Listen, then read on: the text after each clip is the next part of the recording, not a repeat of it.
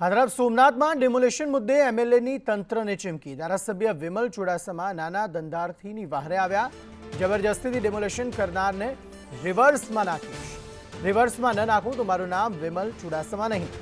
અધિકારી bulldozer સીઆરએફ SRP ને રિવર્સમાં નાખીશ।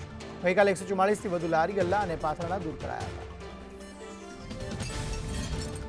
અને આજે જે ડેમોલેશનની વાત થઈ છે ત્યારે મારે વાત થઈ છે કે એ સમજૂતીપૂર્વક કીધું છે કે તમને બીજી જગ્યા આપશું, તો એ બરાબર કર્યું છે, એમાં કંઈ વાંધો નથી, એ સરસ રીતે કર્યું છે, એમાં મારે કંઈ કહેવાનું નથી। પણ મેં કીધું હતું જો કદાચ ને તમને કોઈ જબરદસ્તી, કાલે જ સાંજે કીધું મને 7 વાગે ફોન કરજો, જો તમને જબરદસ્તી કોઈ પણ રાખવાનું કરે તો તમારો વિમલ 7 વાગે પાટણમાં સુવાનો છે, સવારે 7 વાગે સામે ઊભાનો છે।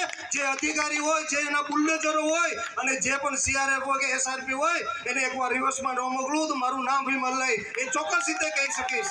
પણ એકલા વિમલથી ન થઈ શકે, સાથે તમે જોઈએ, કારણ કે હંમેશા ગાંધી ચિંધ્યા માંગે સામે જ્યારે બેઠા હોય કે સામે ઊભા હોય ત્યારે વાતોથી નહીં પણ માથા ગણાતા હોય। જો એ સોમનાથના, પાટણના તમામ સમાજના લોકો સામે હાથે બેઠા હોય અને સામે ઊભા હોય ત્યારે માથા ગણાતા હોય, ત્યારે સામે ગમે એવું તંત્ર હોય, ગમે એવી સરકાર હોય, ગમે એવો ધારાસભ્ય હોય, ગમે એવો સંસદ સભ્ય હોય, ગમે એવો મંત્રી હોય કે ગમે એવો રાજનીતિ હોય, એને પાછળ હલવું પડે, કારણ કે એ છેવટે તમારા થકી છે અને તમારા થકી રહેવાનો છે।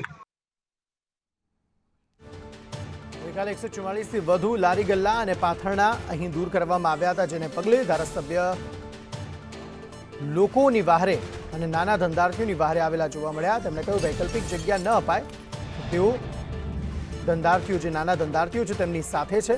વૈકલ્પિક જગ્યા ન અપાય તો મામલો ઉગ્ર બનવાના પણ એંધાણ જોવા મળી રહ્યા છે। સોમનાથમાં ડેમોલેશન મુદ્દે ધારાસભ્ય વિમલ ચુડાસમાએ તંત્રને ચીમકી ઉચ્ચારી છે।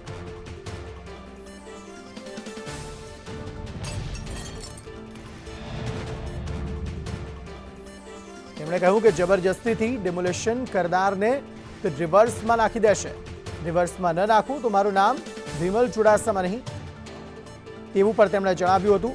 જણાવી દઈએ કે મોટી સંખ્યામાં જે ગેરકાયદે દબાણો છે તેને દૂર કરવાની કાર્યવાહી અહીંયા ચાલી રહી છે અને કુલ 144થી વધુ લારી ગલ્લા અને પાથરણાવાળા કે જેઓ ગેરકાયદે રીતે રસ્તા પર ઊભા રહી ગયા હતા તેમને દૂર કરવામાં આવ્યા છે।